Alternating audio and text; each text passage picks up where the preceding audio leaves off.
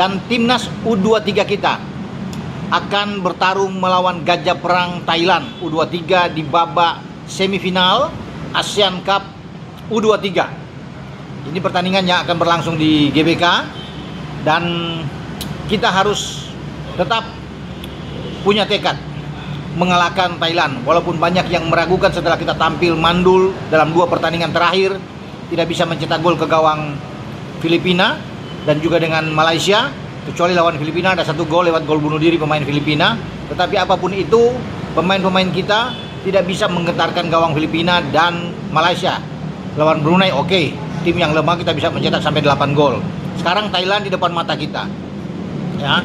Kita tidak perlu takut, tidak perlu gentar. Cuma memang pasti bagi Gerald Van den Berg sebagai pelatih sudah memiliki catatan-catatan penting. Asisten pelatih juga Frank van Kempen, ya Zulkifli Syukri juga sudah melihat bagaimana cara terbaik untuk kita bisa menghadang untuk mengalahkan Thailand. Ini pertandingan yang menjadi ujian sesungguhnya bagi timnas kita. Ya, kenapa saya bilang tidak perlu takut melawan Thailand? Karena kita punya rekor pertandingan yang bagus melawan mereka kalau tingkat junior. 2 tahun lalu bermain di Thailand, kita menang melawan mereka 3-1 dalam pertandingan babak semifinal, dan kita melaju ke final di Piala AFF U23 juga. Kita kalah adu penalti melawan Vietnam setelah penalti Hernando Ari gagal, sehingga skornya setelah 5-5 ada penambahan 1, Hernando kalah, gagal mencetak gol dan kita kalah dengan 6-5. Kalau kita menengok lagi ke belakang teman-teman, itu kita 2 kali mengalahkan mereka, Thailand ya.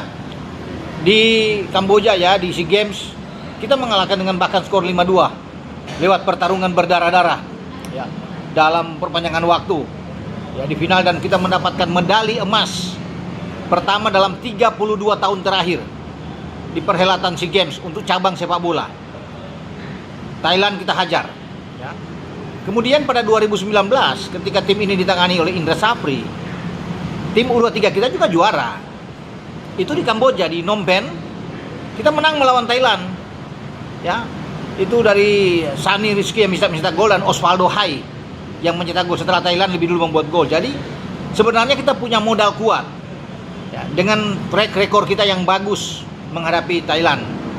Walaupun permainan ini pun banyak yang saya bilang tadi ya, agak kecewa ya untuk melihat bermain kita, tetapi tetap kita sebagai penggemar sepak bola Indonesia harus memberikan dorongan, memotivasi ya bagi Kadek Arel dan kawan-kawan untuk mampu memberikan yang terbaik ya.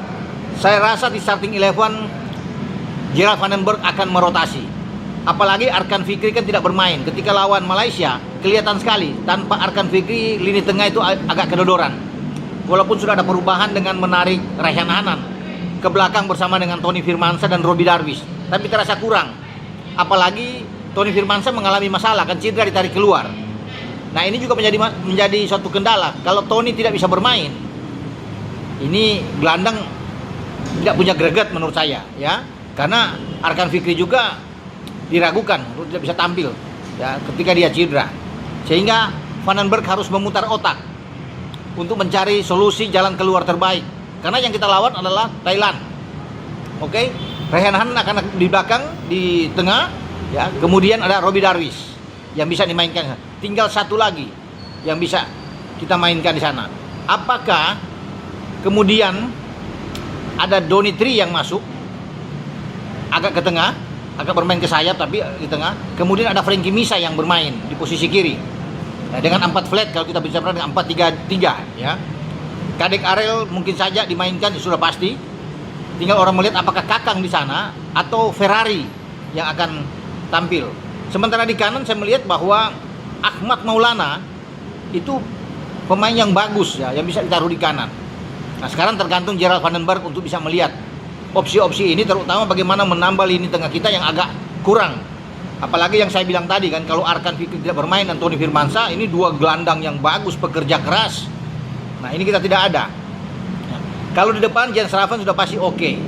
Tinggal melihat apakah Rahmat Arjuna kembali akan dimainkan bersama dengan Victor Detan. Kita tidak tahu. Karena kita masih punya Dion ya. Dominikus Dion yang juga bisa dimainkan di posisi tengah. Kemarin dia juga bisa ada di sana. Ya semoga kita berharap kalau Tony Firmansyah oke, ya masih 50-50 memang kalau bisa bermain dan dia bugar, ya ini bagus. Cuma Arkan yang memang masih tanda tanya besar tentunya.